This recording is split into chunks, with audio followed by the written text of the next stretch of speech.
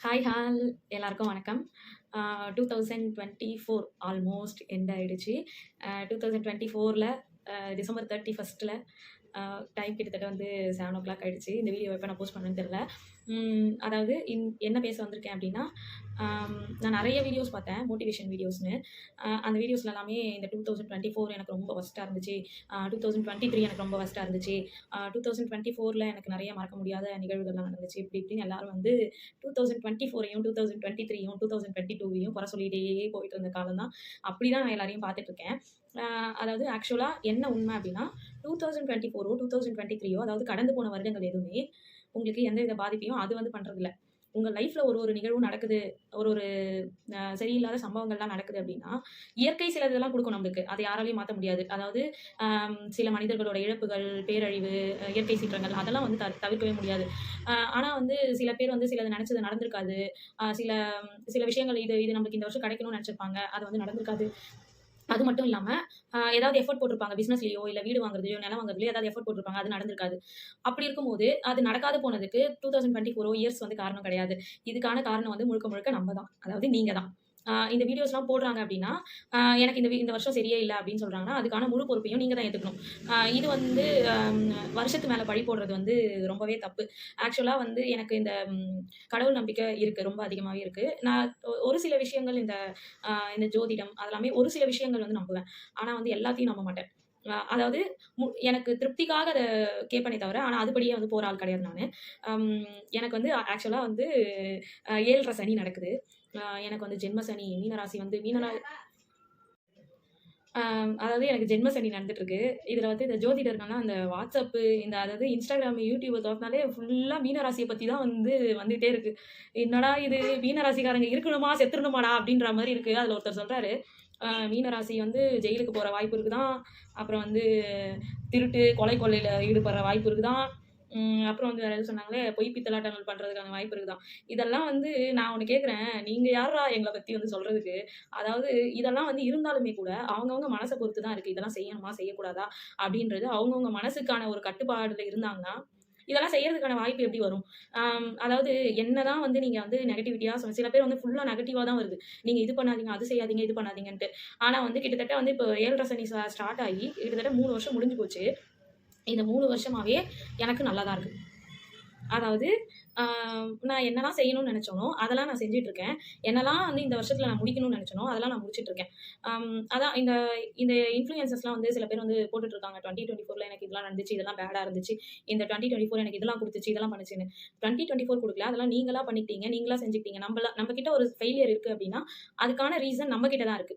நீங்க ஒரு முயற்சி எடுக்கலனா மட்டும் தான் அது ஃபெயிலியர் ஆகும். நீங்க முயற்சி எடுத்து அது ஃபெயிலியர் ஆச்சுன்னா, அது ஆஃப் சக்சஸ்க்கு சமம். ஸோ அத வந்து ஃபெயிலியர் லிஸ்ட்ல சேர்க்காதீங்க. இப்போ வந்து கிட்டத்தட்ட நான் ஒரு எக்ஸாம்பிள் சொல்றேன் பாருங்களேன். நீங்க வந்து ஒரு வீடோ, இடமோ வாங்க போறீங்க அப்படின்னு வைங்களேன். நீங்க இந்த இயர்க்குள்ள வாங்கணும் அப்படின்னு நெனச்சிருப்பீங்க. அந்த வீடோ, இடமோ வாங்குறதுக்காக நீங்க ஒரு 3/4 பணத்த சேர்த்துட்டு இருப்பீங்க.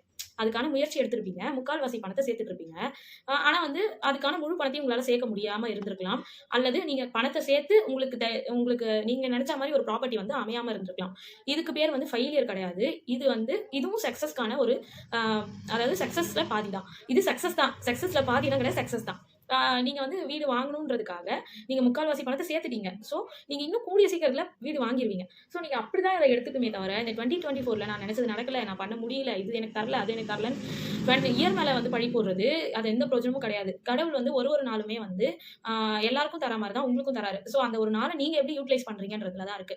ஸோ, இதுலருந்து நான் என்ன சொல்ல வரேன் அப்படின்னா, எனக்கு ஜென்ம சனி நடந்தாலும் சரி, ஆ அதாவது மரண சனியா வந்தாலும் சரி, அ எனக்கான எனக்கு அதுல ஏதாவது மிஸ்டேக்ஸ் நடந்துச்சுன்னா, அந்த பொறுப்ப நான் தான் ஏத்துக்கணுமே தவிர, அத மத்தவங்க மேலயோ, என்னோட ராசி மேலயோ, நட்சத்திரத்து மேலயோ தப்பு சொல்றதுல எந்த ஒரு பிரயோஜனமும் கிடையாது. அதாவது எனக்கு 7:30 சனி ஸ்டார்ட் ஆகும்போது என்ன சொன்னாங்கன்னா, "நீங்க ரொம்ப கேர்ஃபுல்லா இருக்கணும். உங்களுக்கு வந்து அம் ப பார்க்க முடியாத மிகப்பெரிய ட்ராபேக்ஸ்லாம் நடக்க போகுது." எல்லாமே இருந்துச்சு தான். நான் கடவுள்கிட்ட எப்பவும் என்ன கேட்பேன் அப்டின்னா, "எனக்கு நீ என்ன கஷ்டம் வேணா குடு." அதாவது நீங்க எல்லாரும் எப்படி வந்து சாமி கிட்ட வந்து ப்ரே பண்ணுவீங்கன்றத எனக்கு சொல்லுங்க. கமெண்ட் பண்ணுங்க. நீங்க உங்களுக்கு ஒண்ணு வேணும் அப்டின்னா, அத எப்படி கேட்பீங்க அப்டின்றத எனக்கு மறக்காம கமெண்ட் பண்ணுங்க. அதே மாரி இந்த வீடியோ முழுசா எண்ட் வரைக்கும் பாருங்க. நான் இதுல சில சில பல வந்து நீங்க லைஃப்ல சக்சஸ் ஆகணும் அப்டின்றதுக்கு என்னென்னலாம் ட்ரை பண்ணணும் அப்டின்றத நான் சொல்றேன். அதாவது நான் எப்பவுமே கடவுள்கிட்ட எப்படி ப்ரே பண்ணுவேன் அப்படின்னா, "நீ எனக்கு எவ்ளோ கஷ்டம் வேணாலும் குடு. அந்த கஷ்டத்த தாங்கிக்கிற, அதாவது அந்த கஷ்டத்த சமாளிக்கிற ஒரு மனதைரியத்தையும், மனப்பக்குவத்தையும் அத ஹேண்டில் பண்ற அளவுக்கு எனக்கு கெப்பாசிட்டியும் நீ குடுத்தா போதும். அந்த மனதைரியத்த எனக்கு குடு. அது மட்டும் போதும். நீ கஷ்டமே குடுக்கக்கூடாது." அதாவது சிலர்லாம் வேண்டுவாங்க, "நீ எனக்கு கஷ்டம் இல்லாத லைஃப் வேணும் எனக்கு" அப்படின்ட்டு. கஷ்டம் இல்லாத லைஃப் யாராலயும் வாழ முடியாது. யாருக்கும் அது கிடைக்காது. எவ்ளோ பெரிய மில்லியனரா இருந்தாலும் சரி, அவங்களுக்கு லைஃப்ல ஏதாவது ஒரு கஷ்டம் இருக்கும். அதாவது எந்த ஒரு கமிட்மெண்ட்டுமே இல்லாம, அ அதாவது ஃபேமிலி, எந்த ஒரு கடன் தொல்லையும் எதுவுமே இல்லாம, நீங்க வந்து அதாவது ரோட்ல இருக்கிற சில பேர பார்த்தீங்கனாலும், அவங்களுக்கும் சில கஷ்டங்கள் இருக்கும். எல்லாருக்குமே லைஃப்ல வந்து கஷ்டம் இல்லாம இருக்கவே இருக்காது. லைஃப்ல கஷ்டம் இல்லாதவங்க யாராவது இருந்தாங்க அப்படின்னா, இவங்க இருக்காங்க அப்படின்னு எனக்கு கமெண்ட் பண்ணுங்க மறக்காம. எவ்ளோ கஷ்டம் வந்தாலும் அத சமாளிக்கிற தைரியமும், தெம்பும் நம்ம கிட்ட இருந்தாலே போதும். அதுலருந்து நம்ம மீண்டு வந்துரலாம். அததான் நான் எப்பவுமே கடவுள்கிட்ட கேட்பேனே தவிர, எனக்கு கஷ்டமே இல்லாத லைஃப் குடு அப்படின்னு நான் ஒரு நாளும் கேட்டதே இல்ல. எனக்கு கடவுள் மேல நம்பிக்கை இருக்கு. அதாவது சின்ன சின்ன சந்தோஷங்கள் எனக்கு நடக்கும். என் லைஃப் ஃபுல்லாவே நெறைய ஹாப்பினஸ் இருக்கு. சின்ன சின்ன சந்தோஷங்கள் நடக்கும்போது, அன்னன்னைக்கு நான் வந்து கடவுளுக்கு வந்து நன்றி சொல்லுவேன். எனக்கு இன்னைக்கு இது கிடைச்சதுக்கு நன்றி. இது எனக்கு நீ இன்னைக்கு பண்ணி குடுத்துருக்க. அதுக்கு நன்றி அப்படின்னு சொல்லிட்டு, அத நம்ம ரிப்பீட்டடா செஞ்சுட்டே இருக்கும்போது, நம்ம லைஃப்ல வந்து கண்டிப்பா நெறைய ஹாப்பினஸ் வந்து பெரிய பெரிய ஹாப்பினஸ் வந்து நடக்கும். நான் இந்த அளவுக்கு வந்து பாசிட்டிவா பேசுறேன் அப்படின்னா, இந்த 3 வருஷம் வந்து எனக்கு இந்த 3 வருஷம் வந்து என்னோட லைஃப்ல முக்கியமான ஒரு 3 வருஷம். அதாவது இதுக்கு முன்னாடி என்னென்னலாம் இருந்துச்சோ, அது வந்து இருந்துச்சு. இந்த 3 வருஷத்துல வந்து நான் என்னென்னலாம் பண்ணேன், என்னோட லைஃப்ல எப்படி எப்படிலாம் நான் வந்து சக்சஸ் பத்தி பேசுற அளவுக்கு எனக்கு தகுதி இருக்கான்னு கேட்டா, ஆ கண்டிப்பா அது எனக்கு தெரியல. அதாவது நான் என்ன பொறுத்தவரைக்கும், நான் சக்சஸான லைஃப் தான் வந்து வாழ்ந்துட்டு இருக்கேன் அப்படின்னு நான் நெனச்சுட்டு இருக்கேன். அப்படி நீங்க ஒரு ஒரு ஆள் நெனச்சாலே போதும், உங்க லைஃப்ல வந்து ஹாப்பினஸ்க்கு எந்த பஞ்சமும் இல்லாம நீங்க வாழ முடியும். ஆம் அதாவது நான் வந்து ஒரு ஒரு வந்து ஆன்டர்பிரினர். யார நம்பியும் வாழல. நான் வந்து சொந்தமா தொழில் பண்ணிட்டு இருக்கேன். என்னால நெனச்சா வந்து நல்லா சம்பாதிக்க முடியும். நான் சம்பாதிச்சுட்டு இருக்கேன். என்னோட ஃபேமிலி ஃபினான்ஷியல் சிச்சுவேஷன என்னால ஹேண்டில் பண்ண முடியும். என்னோட ஹஸ்பண்டோட ஒரு மாச சேலரி இல்லன்னா கூட என்னால வந்து ஃபேமிலிய ரன் பண்ண முடியும். இந்த அளவுக்கு தெம்பா யாரெல்லாம் பேசுறீங்க அப்படின்றது யாரெல்லாம் இருக்கிறீங்க? அதாவது உங்களோட ஹஸ்பண்டோட ஃபினான்ஷியல் சப்போர்ட் இல்லன்னா கூட, உங்களால ஒரு மாசம் ரன் பண்ண முடியுமா? அப்படின்றத யாரெல்லாம் என்னால முடியும் அப்படின்றதையும் மறக்காம வந்து கமெண்ட் பண்ணுங்க. என்ன பொறுத்தவரைக்கும் நீங்க அப்படிதான் வாழணும். அதாவது நீங்க என்னதான் உங்க ஹஸ்பண்ட் வந்து நல்ல ஒரு பிசினஸோ, இல்ல நல்ல ஒரு வேலையிலயோ, நல்ல சேலரிலயோ கூட இருக்கட்டும். அ நீங்க வந்து என்ன பொறுத்தவரைக்கும் அதாவது வீட்ல இருக்க ஒரு ஒரு லேடீஸுமே கண்டிப்பா நீங்க மாசம் ரூ. 1000னா கூட சரிதான். ஒரு நிமிஷம். அதாவது ₹1000 இருந்தா கூட சரிதான். நீங்க கண்டிப்பா வந்து சம்பாதிக்கணும். சம்பாதிக்க கத்துக்கோங்க. தயவு செய்து எந்த வேலையா இருந்தாலும் நான் வந்து ஹவுஸ் ஒய்ஃப் தான். என்னால 2 குழந்தை இருக்கு எனக்கு. ஹவுஸ் ஒய்ஃப் தான். ஹவுஸ் ஒய்ஃபா இருந்தாலுமே ஹவுஸ் ஒய்ஃப் பிளஸ் நான் வந்து பிசினஸும் ரன் பண்ணிட்டு இருக்கேன். இதெல்லாம் இருந்தாலுமே குழந்தை இருக்கு, பிசினஸ் ரன் பண்றேன், வீட்ல சமைக்கிறேன், வந்து வீட்ல எல்லா வேலையும் நான் தான் பார்த்துக்கிறேன். எதுக்குமே நான் வந்து இந்த ஆள் வைக்கிறதோ, இந்த வேலைக்கு இது பண்ணிக்கிறதோ அதெல்லாம் வந்து கிடையவே கிடையாது. எல்லாத்தையுமே நான் தான் வந்து மேனேஜ் பண்ணிட்டு இருக்கேன். இதெல்லாம் என்னால முடியுது அப்படின்னா, கண்டிப்பா அது உங்களாலயும் முடியும். நான் வீட்ல இருக்கேன், எனக்கு குழந்தைங்க இருக்கு, குழந்தைங்கள பார்த்துக்கிட்டு என்னால வேலைக்கு போ முடியல. அப்படி சரி ஓகே இருங்க. இருந்தாலும் சின்னதா உங்களால முடிஞ்ச அளவுக்கு ஏதாவது ஒரு பிசினஸ் வீட்லயே இருந்து கூட பண்ண முடியும். இப்போ இருக்கிற சிச்சுவேஷன்ல லட்சக்கணக்கான பிசினஸ் வந்து குவிஞ்சு கிடக்குது. இந்த சோசியல் மீடியா வச்சு நீங்க பிசினஸ் பண்ண முடியும். அத பண்ணிக்க வந்து தயவு செய்து கத்துக்கோங்க. அட்லீஸ்ட் மாசம் ஒரு ரூ. 1000வாவது உங்களால சம்பாதிக்க முடியிற அளவுக்கு உங்கள நீங்க வளர்த்துக்கோங்க. உங்க கையில சம்பாத்தியமோ, இல்ல உங்களால சம்பாதிக்க முடியாம இருந்தாலோ, கண்டிப்பா உங்கள அம் அதாவது ஒரு சில இடங்கள்ல நம்மளோட பேச்சு வந்து எடுபடாம போயிடும். மதிக்க மாட்டாங்க. இந்த மாரியான இதுவெல்லாம் வந்து ஃபேஸ் பண்ண வேண்டிய சிச்சுவேஷன்ஸ் இருக்கும். அதுவே நீங்க வந்து இண்டிபெண்டன்ட் வுமனா அதாவது நீங்க சம்பாதிச்சுட்டு இருக்கீங்க. உங்களால வந்து உங்க ஃபேமிலிய வந்து ரன் பண்ண முடியும் அப்படின்ற ஒரு சூழ்நிலையில இருக்கீங்க அப்படின்னும்போது, உங்களுக்கான மதிப்பும், மரியாதையும் அங்க அதிகமா தான் இருக்கும். இது வந்து என்னோட பெர்சனல் அட்வைஸா வந்து எல்லா வுமன்ஸ்க்கும் நான் ஷேர் பண்ணணும்னு நெனைக்கிறேன். நான் வந்து 2024ல நெறைய விஷயங்கள் பண்ணிட்டேன். அது என்னென்ன பண்ணேன், எப்படி பண்ணேன் அப்படின்றத டீட்டெயிலா ஒரு வீடியோ குடுக்குறேன். அதாவது என்னோட சக்சஸ்ஃபுல் 2024ன்னே சொல்லலாம். நான் இந்த அளவுக்கு சந்தோஷமா சொல்றேன் அப்படின்னும்போது, எவ்வளோ பெரிய பிரச்சனையெல்லாம் வந்து ஃபேஸ் பண்ணி அத சால்வ் பண்ணியிருப்பேன்னு நீங்க வந்து கெஸ் பண்ண முடிஞ்சா கெஸ் பண்ணுங்க. ஆம். இன்னும் நான் என்ன சொல்ல வரேன் அப்படின்னா, வரப்போற 2025 வந்து எல்லாருக்குமே ஒரு நல்ல வருஷமா அமையணும் அப்படின்றத நல்ல வருஷமா அமையணுன்றத விட நல்ல வருஷமா அமைச்சுக்கோங்க அப்படின்னு நான் சொல்ல நினைக்கிறேன். நல்ல வருஷமா எல்லாரும் அமைச்சு அந்த இயர வந்து நல்லபடியா கொண்டு போங்க. நீங்க எந்த ராசியா இருந்தாலும் சரி, எந்த நட்சத்திரமா இருந்தாலும் சரி, நீங்க வந்து உங்களுக்கு பாசிட்டிவான தாட்ஸ் மட்டும் இருந்தாலே உங்க லைஃப் வந்து பாசிட்டிவா வந்து மூவ் ஆகும். எவ்வளோ பெரிய பிரச்சனை வந்தாலும் அத ஃபேஸ் பண்ண கத்துக்கோங்க. லைஃப்ல சில பேர்லாம் சின்ன சின்ன பிரச்சனைகள பார்த்து இந்த தப்பான முடிவு எடுக்கிறது இந்த மாரி எல்லாம் பண்ணுவாங்க. அப்படி முடிச்சுட்டா வந்து அது சரியாயிடும்னு அர்த்தம் கிடையாது. நீங்க ஒரு பிரச்சனையும் சால்வ் பண்ணி அத கடந்து அதுக்கப்புறம் இருக்கிற பிரைட்டான ஒரு ஒளிய நோக்கி போக வந்து கத்துக்கோங்க.